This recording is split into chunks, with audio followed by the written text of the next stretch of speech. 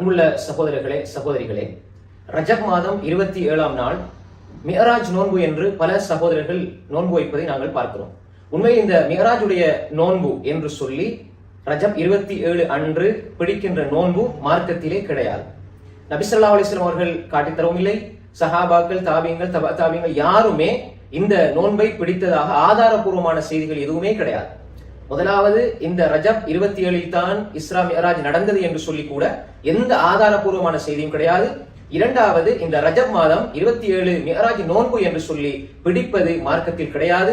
அது புதிதாக உண்டு பண்ணப்பட்ட ஒரு பிதா என்பதை நாம் புரிந்து கொள்ள வேண்டும்.